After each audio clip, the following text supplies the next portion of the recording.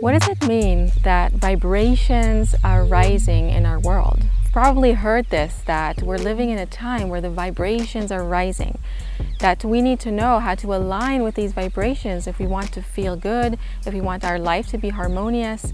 Some people say that if you don't rise with these rising vibrations, you're going to experience all kinds of pressure, all kinds of difficulties and hardships. So let's really open up these concepts and understand, what do they mean.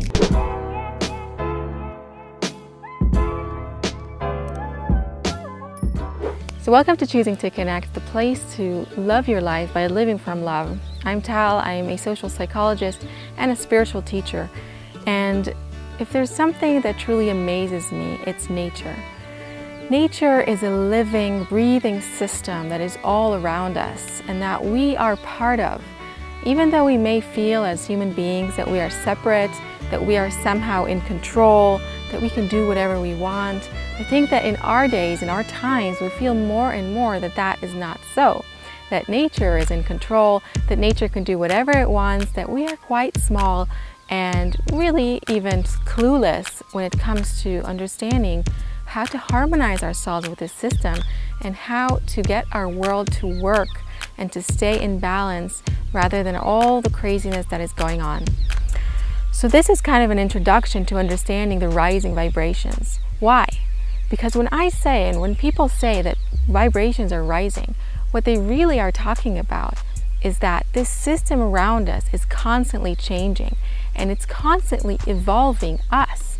We human beings, we're like the embryo in the womb of nature. Nature is our mother, right? Mother Nature.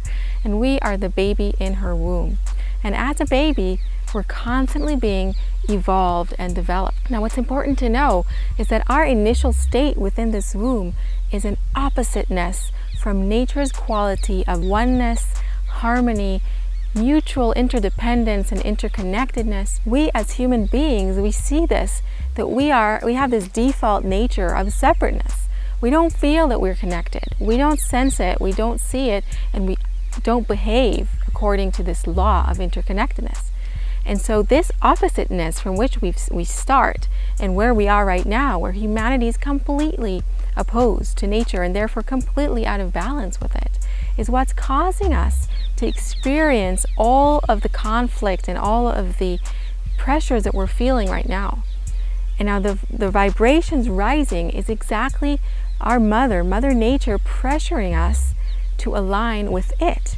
And at every stage that we're now going through, this pressure is going to be stronger and stronger because we're all being forced to move forward, not physically, but in our quality, in our consciousness, in our perspective, in our feeling and understanding of who we are and how connected we are to this system. Our current vibration is the lower vibration.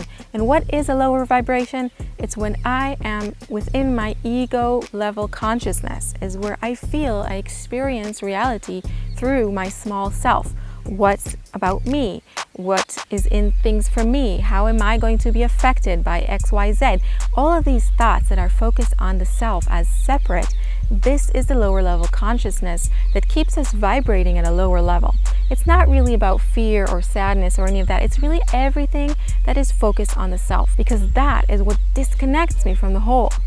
If I want to raise my vibration, if I want to go higher, then I need to gradually be able to put my focus outside of myself and care for what's outside of myself. That is what expands me. That is what allows me to raise my vibration.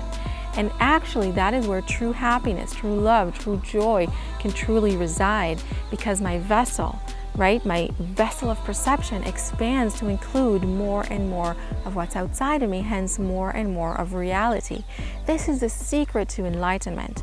It was never about isolation. It was always about connection. And the way that we do that is by focusing on other people and all the other parts of nature as parts of us, and having the same care that we have for ourselves for everybody else.